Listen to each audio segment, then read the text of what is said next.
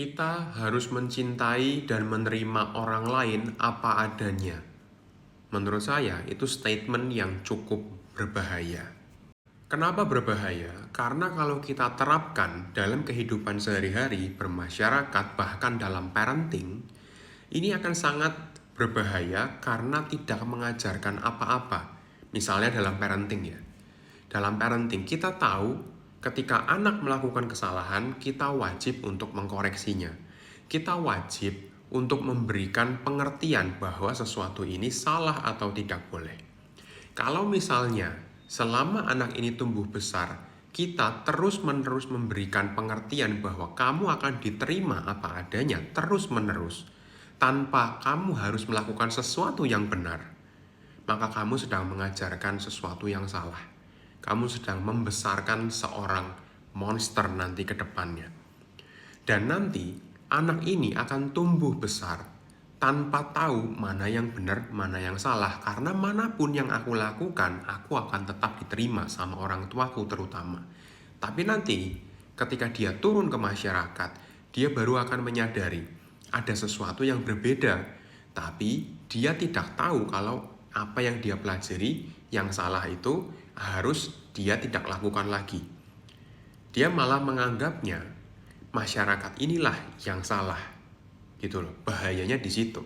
Nah, sekarang kalau misalkan kita selalu bilang di ilmu psikologi, orang tua itu akan selalu memberikan unconditional positive regard.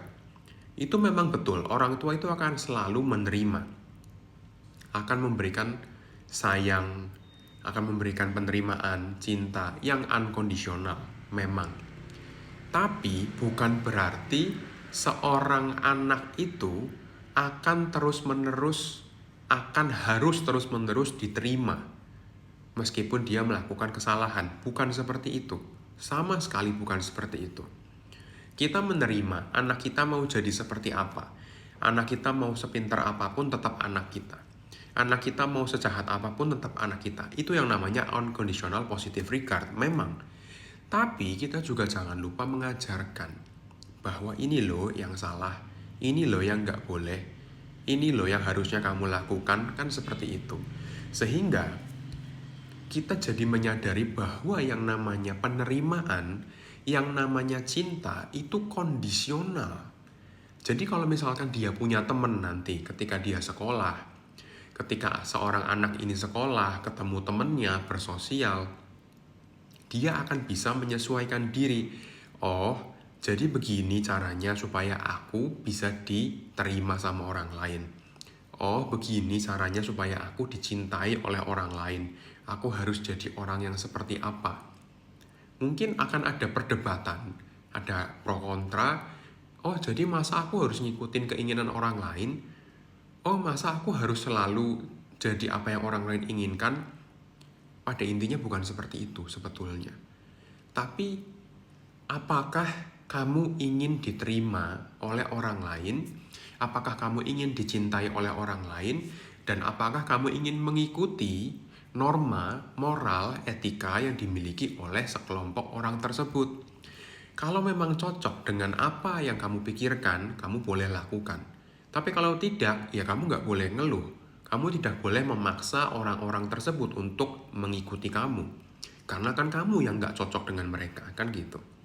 Tapi kalau orang ini selalu diterima di keluarganya, akan menjadi orang yang egois. Harusnya mereka yang bisa nerima aku dong. Harusnya mereka yang berubah demi aku dong. Harusnya mereka yang bisa menerima aku apa adanya dong. Seperti itu akhirnya. Terbentuklah sebuah pribadi yang memaksa orang lain untuk harus selalu mengikuti aku. Semua berputarnya di aku. Aku lagi, aku lagi, aku lagi. Mungkin itu juga yang menjadi cikal bakal orang yang narsistik. Karena ketika kecil, orang tuanya itu tidak mengajarkan ini yang benar, ini yang enggak. Selalu apapun yang dia lakukan itu diterima, benar terus gitu. Mungkin itu juga yang membuat orang-orang itu mempunyai berbagai permasalahan kepribadian yang tidak bisa menghargai orang lain, yang selalu menghakimi orang lain. Mulai dari hal kecil itu, dari kecil parentingnya selalu bukan mengajarkan, tapi membiarkan. Orang-orang ini selalu beranggapannya cinta itu harus apa adanya, diterima itu harus apa adanya, harus. Padahal cinta itu kondisional. Tergantung kamu mau dapat cinta yang seperti apa, tergantung usahamu seperti apa, tergantung dirimu seperti apa, mau nggak kamu improve. Kalau kamu nggak mau improve, orang lain nggak nerima, ya wajar dong, gitu loh.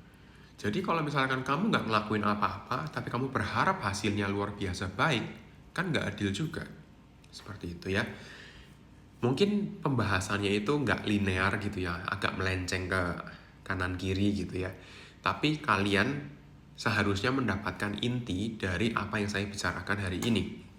Bahwa yang namanya penerimaan cinta dari orang lain kepada kita, apalagi dari orang tua, dari masyarakat, teman-teman kita, pasangan kita, itu semuanya kondisional. Nggak ada yang apa adanya. Kamu memberikan apa, mereka akan memberikan apa. Nggak ada yang, aku nggak usah berikan apa-apa, mereka juga akan cinta sama aku. Nggak ada yang seperti itu. There's nothing like that. Nggak bakal ada.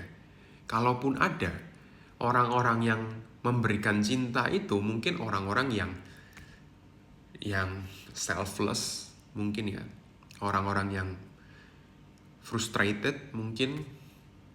Tapi kalau yang pada umumnya tidak akan menerima hal-hal seperti itu.